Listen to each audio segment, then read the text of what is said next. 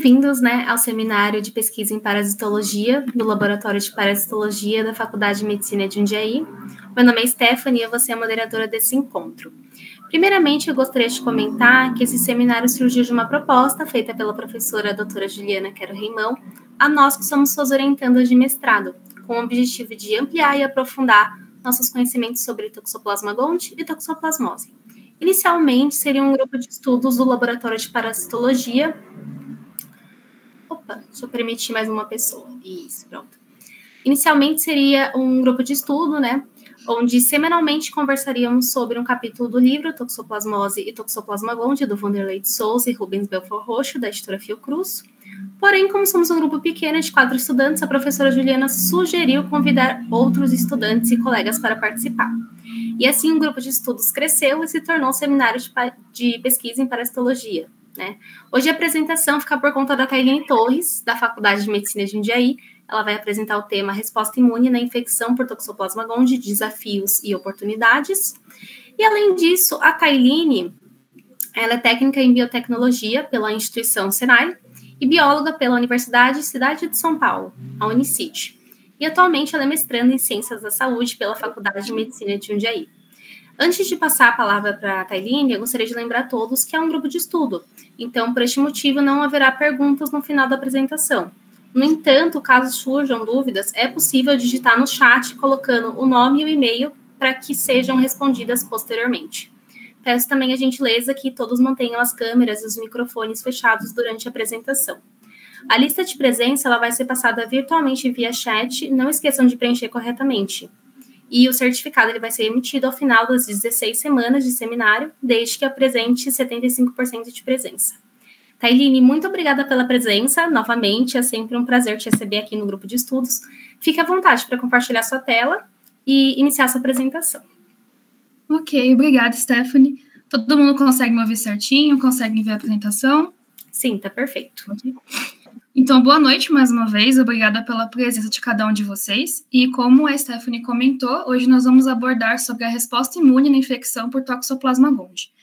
Mas antes de entrar nesse assunto principal, nesse foco de hoje, nós vamos dar uma revisão em algumas características da toxoplasmose. A primeira delas é a forma de infecção, a forma de transmissão. Uma das principais formas é a injeção de cistos teciduais, que ocorre através da ingestão de carne mal cozida ou crua, que estejam contaminadas por cistos bradizoítas.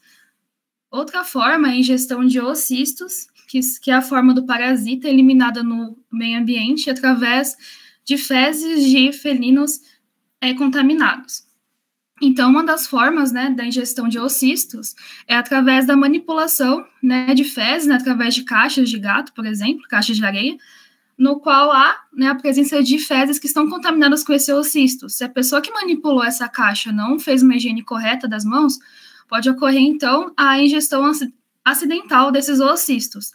Também pode ocorrer através da ingestão de frutas ou verduras que não foram bem higienizadas e que foram cultivadas em solos contaminados. A outra forma de contágio, que foi conversado bastante semana passada, é através da transmissão vertical da mãe para o feto, infecção congênita por taquizoítas.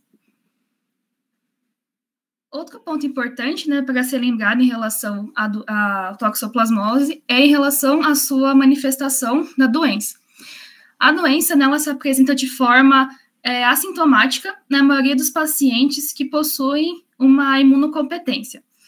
Então, essa doença, então, é caracterizada também pela coexistência entre o parasita e seu hospedeiro. O Toxoplasma gondii, ele contém a capacidade, então, de sobreviver a diversas ações de mecanismos imunológicos do seu hospedeiro. Outra questão é a gravidade da infecção, que ela está muito relacionada à virulência da cepa do parasita. E também em relação a características do hospedeiro, como características genéticas e também o status imune do paciente. Então, entrando agora sobre a questão Toxoplasma gondii e sistema imune, nós vemos, né, que quando esse parasita ele adentra ao organismo hospedeiro, ele começa a se proliferar rapidamente em diversos órgãos, principalmente no tecido muscular e também no sistema nervoso central.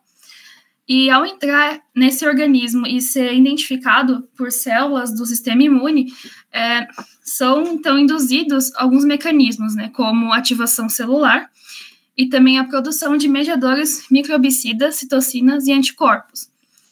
Porém, apesar desse parasita, do toxoplasma, ele induzir uma resposta imune no organismo, ele consegue, né, como nós comentamos, naquela questão de se apresentar de forma sintomática, ele consegue criar uma coexistência com o seu hospedeiro. Então, ele consegue se estabelecer numa infecção crônica através da forma bradyzoíta, né, de cistobradyzoítas. Também são estudados e escritos nesse capítulo do livro alguns mecanismos de evasão da resposta imune, né, a forma a qual esse parasita consegue se esquivar da ação do organismo hospedeiro.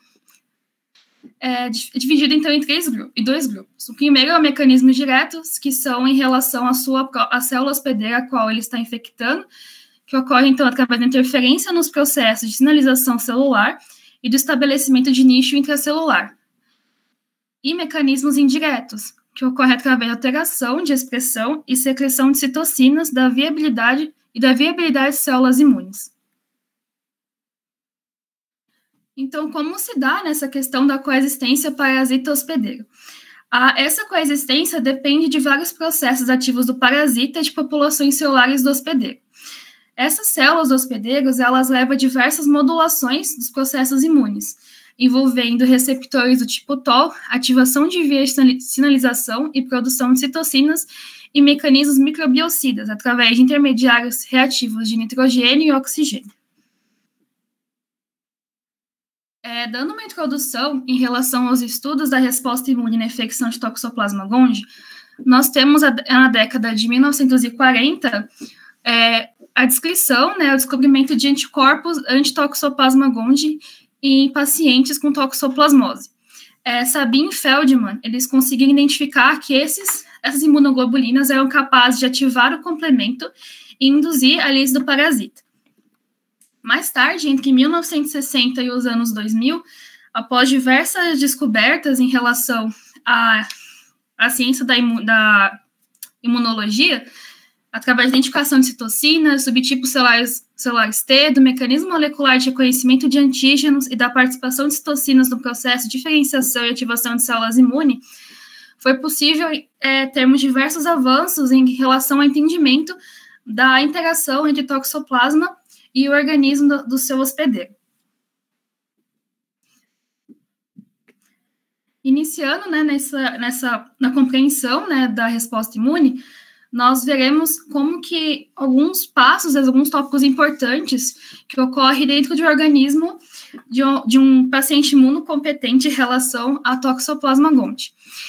Ao adentrar, então, o parasita nesse organismo, ele vai resultar, então, após ser identificado, numa potente resposta imune, que vai gerar, então, um controle do parasita. Esse controle do parasita pode ocorrer através da ativação de células infectadas por citocinas, que vão modular, né, uma mudança nesse metabolismo dessas células, impedindo, então, a multiplicação desses parasitas, ou através da lise dessas células, né, através de linfócitos T CD8, citotóxico e células natural killer. Também é observado uma ação sinérgica entre células do tipo T, CD8 e CD4, que, de forma conjunta, resultam no controle da fase aguda e na geração de imunidade. Também temos como moléculas, né, importantes nessa mediação a interleucina 12, o interferon gama e o fator de necrose tumoral alfa, que vão atuar nessa questão da resistência do organismo em relação ao parasita. Agora vamos, né, entender um pouco como acontece esse mecanismo. Quando ocorre o reconhecimento do Toxoplasma gondii pelo organismo, esse reconhecimento ele é seguido de diversos eventos imunológicos. Primeiramente, esse parasita ele vai ser reconhecido por uma célula APC, apresentadora de antígeno. Aqui, por exemplo, nós colocamos uma célula dendrítica. Essa célula dendrítica, ao reconhecer o Toxoplasma gondii no organismo, irá liberar interleucina 12, que é uma das principais, né, os compostos aqui envolvidos nessa questão de resposta imune contra o toxoplasma. Essa interleucina 12 vai agir em células NK. Essas células NK, sendo ativadas, vão secretar interferon gama, e esse interferon gama, em conjunto com o fator de necrose tumoral alfa, vai agir em células, em macrófagos. Esses macrófagos, então, vão agir diretamente nessas células parasitárias, causando, então, a lise, né, a destruição dessas células.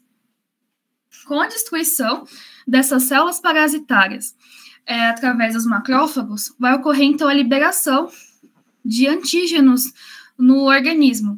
Esses antígenos vão servir, né, como base para uma ativação, né, desse processo de apresentação antigênica, e que vai resultar, então, na memória imunológica e imunidade protetora, né, através da ativação de linfócitos T, CD8, CD4 e também linfócitos B, que serão diferenciados em plasmócitos, secretando, então, as imunoglobulinas relacionadas a antígenos presentes no toxoplasma.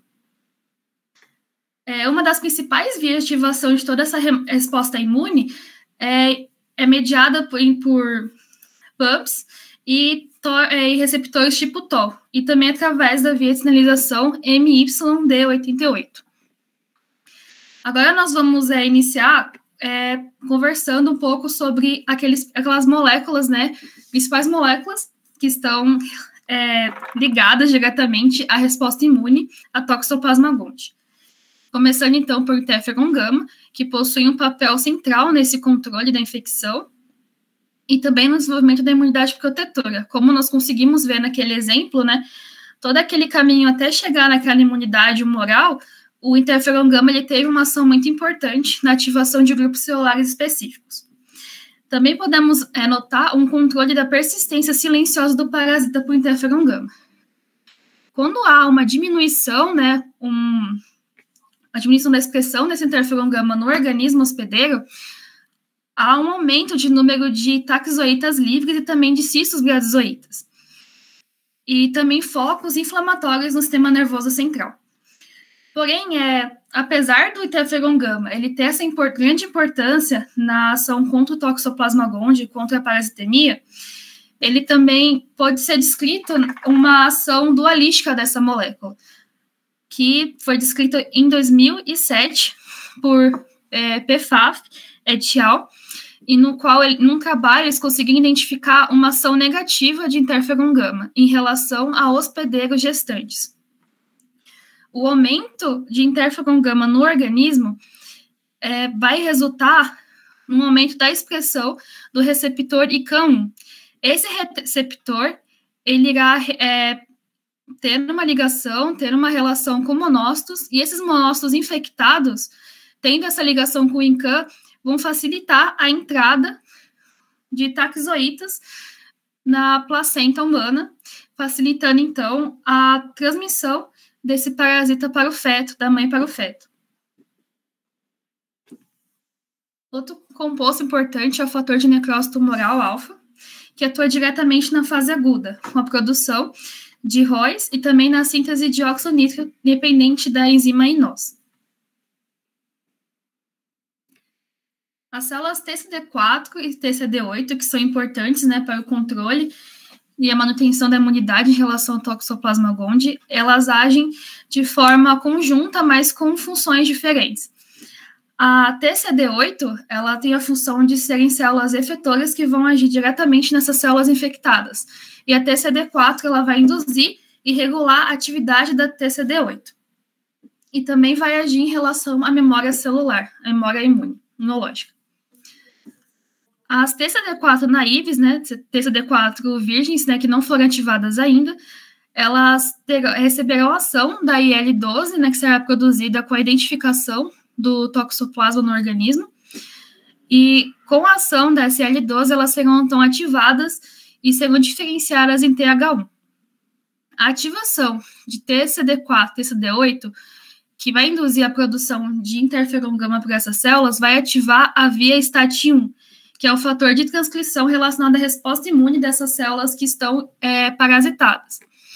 Esse STAT1, então, vai iniciar com o aumento da privação de triptofano, que é um composto importante para manutenção, né, do ciclo de vida desses parasitas intracelular, o aumento de TNF-alfa, de hidróxido de hidrogênio, de íons de oxigênio e também de óxido nítrico, que vão atuar diretamente nesses parasitas e vão causar a sua lise, a sua morte. Agora, em relação aos anticorpos e infecção de Toxoplasma gondii, nós podemos descrever ações que os anticorpos, eles atuam em diversos tipos de enfermidades e doenças, né? Os anticorpos, então, eles podem potencializar ou bloquear mecanismos imunoprotetores, mediar dano tecidual, ativar complemento ou resposta da citotoxicidade, causando a lise de taxoítas, e bloquear a entrada dos parasitas nas células hospedeiras. Outra questão importante em relação aos anticorpos, além da sua ação na questão imune, é também a sua importância no tratamento da toxoplasmose. A identificação, o entendimento da expressão desses anticorpos em cada uma das fases da doença nos ajudam no diagnóstico para entender em qual fase da doença o paciente está, e também indicar se está ocorrendo uma reativação, uma reinfecção. Um exemplo que o livro nos traz é que a persistência de IgM ou a presença de IgE na fase crônica nos indica uma reativação da infecção. Outra questão importante na identificação e entendimento dos anticorpos em relação à infecção por Toxoplasma gondii é que, através desse anticorpo, nós podemos entender quais são os antígenos que são mais imunógenos. E, então, poder investigar estes antígenos como alvos vacinais. Como foi falado lá no começo, logo que Toxoplasma gondii ele é identificado dentro do organismo hospedeiro, vai resultar numa cascata imunológica de diversos mecanismos ali. Porém, essa ação inflamatória ela não pode persistir por muito tempo, porque pode resultar numa lesão tecidual. Assim, nós vamos descrever agora uma ação anti-inflamatória associada à interleucina 10. Essa interleucina 10 é produzida por um grupo diferente, específico de TCD4, que é o TH1-FOXP3-. Com a identificação de um aumento da interleucina 12, que nós vimos anteriormente que é a principal interleucina em relação ao start da resposta inflamatória contra o Toxoplasma gondii, quando é identificado um aumento nessa interleucina 12, células APCs serão ativadas para produzir a interleucina 27. Essa interleucina 27 vai agir, então, nessa célula TCD4 específica que nós comentamos aqui, e esse grupo celular vai, então, produzir a interleucina 10. Essa interleucina 10 vai agir em relação ao organismo, no mecanismo inflamatório, e vai resultar na diminuição dessa inflamação. Porém, apesar de termos benefícios nessa inibição do processo inflamatório, nós podemos observar que, através desse mecanismo de diminuição, dessa ação anti-inflamatória, é o que vai nos resultar na cronificação da infecção. Porque inibindo a ação das APCs, os mecanismos microbicidas de funções efetoras célula T, nós iremos favorecer a persistência do parasita. Ou seja, o parasita vai conseguir formar cistos, graduzoítas e ficar dentro do organismo livre de qualquer ação imunológica. Agora, passando para conversar um pouco mais sobre mecanismos específicos de certas regiões do corpo, nós vamos iniciar pela resposta imune de mucosa. Como nós conversamos em diversos seminários aqui, uma das principais vias de contágio por Toxoplasma gondii é através da ingestão, seja de oocistos ou de cistos graduzoítas. Então, uma das principais formas de ação no sistema imune é através da imunidade de mucosa. Essa imunidade de mucosa, ela é mediada principalmente por receptores do tipo TOL, por células do sistema imune, né, presentes na região, e também por células hematopoéticas. Essa mucosa, né, ela é formada, então, principalmente né, em questão à sua imunidade, é o tecido linfóide do intestino, denominado GALT, que ele é formado pelas tonsilas, placas de Peyer, folículos linfóide da mucosa, células imunes da lâmina própria e linfócitos. E além né, desse sistema linfóide né, localizado na mucosa intestinal, nós também temos a ação de enterócitos, que são as células que formam realmente aquelas vilosidades, aquela parte mais externa do intestino. E além de formarem né, uma barreira física, né, aquela primeira barreira de proteção do sistema imune, elas também conseguem atuar de diversas formas em relação à imunidade contra o toxoplasma. A primeira delas é a produção de óxido nítrico. Uma segunda é a secreção de citocinas, né, que vão ativar vias imunológicas. E outra forma é a secreção de quimiocinas, que vão atrair células do sistema imune, como células APCs, que vão atuar naquela região contra o parasita. Outro quadro clínico que ocorre comumente em relação à toxoplasmose é a encefalite toxoplásmica. Ela ganhou uma grande visibilidade devido à sua grande ocorrência em pacientes portadores do vírus da imunodeficiência humana, o HIV. Ela é caracterizada, então, né, por múltiplos abscessos cerebrais contendo material necrótico, numerosos parasitas livres no parênquima, células parasitadas e escassa quantidade de células inflamatórias mononucleares. Aqui na imagem, né, nessa tomografia, nós podemos né, identificar duas regiões aqui onde foram formados cistos gradizoítas. As principais células que nós temos que são atingidas pelo parasita no sistema nervoso central são os astrócitos, as micróglias, neurônios e células de Purkinje.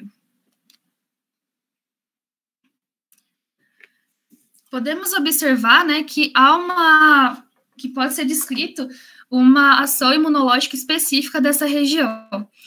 Ela é principalmente mediada por TNF-alfa, fator de necrose tumoral alfa, que atua na prevenção da progressão da encefalite toxoplásmica, interferon gama, que é a principal citocina que vai induzir a produção do TNF-alfa, e estes dois, né, possuem efeito sinérgico na ativação de células gliais e outras ações microbicidas, né, outras ações imunológicas. Temos também a ativação, né, de dois grupos celulares aqui, as micróglias e os astrócitos, através do interferon gama, e o astrócito também, o interferon 1 beta, que vai resultar na produção também de óxido nítrico.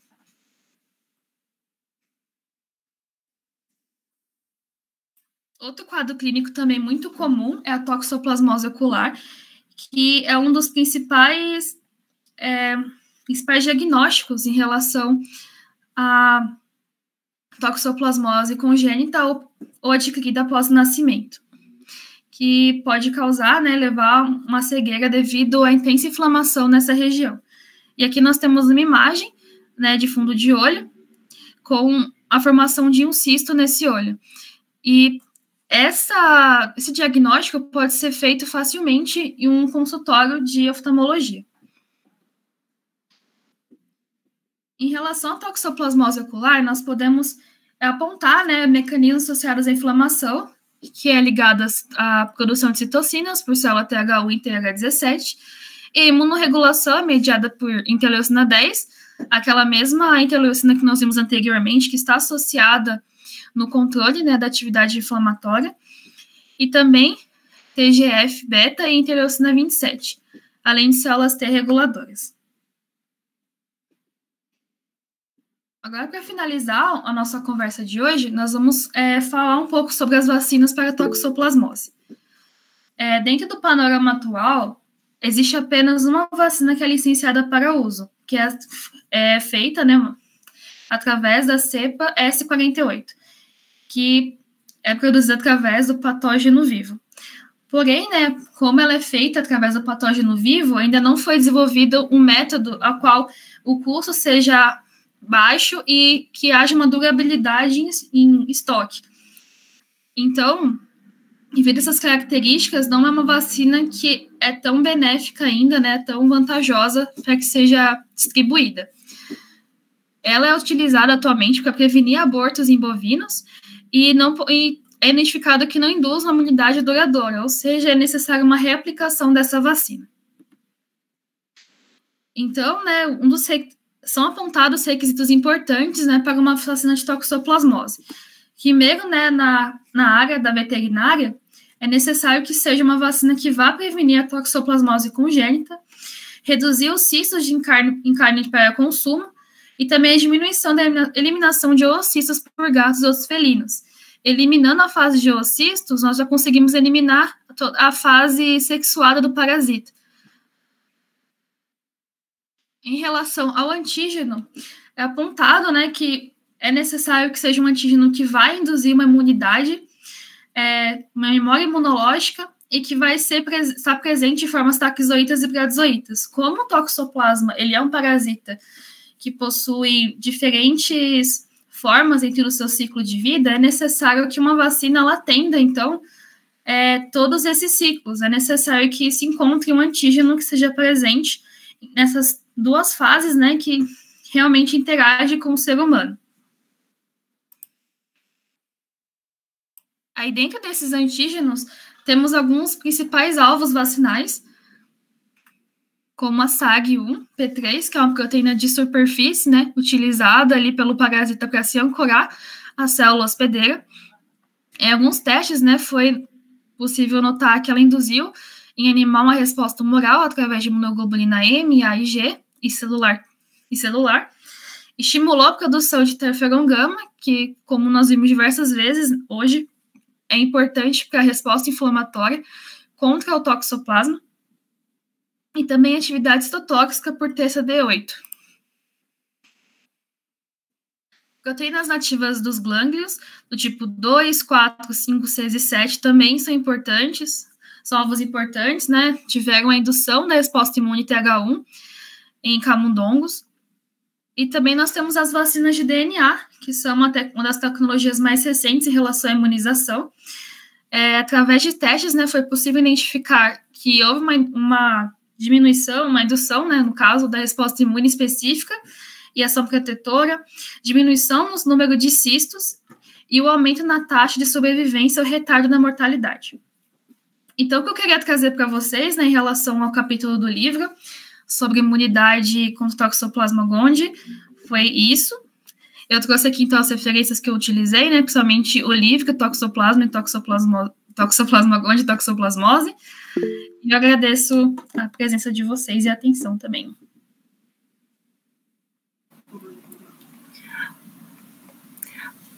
Então, Tairine, foi ótimo, o pessoal está aqui ovacionando muito, a apresentação foi espetacular. Eu gostaria de agradecer mais uma vez a sua participação e agradecer também todos que tiveram presente, né, com a gente nesse encontro. Bom, lembrando que a gente não tem perguntas ao final do seminário, mas podem deixar no chat o nome e o e-mail, caso tenham alguma dúvida. Semana que vem vai ser no mesmo horário, 7h30, na próxima quarta-feira, ok? Obrigada, boa noite a todos e finalizamos por hoje.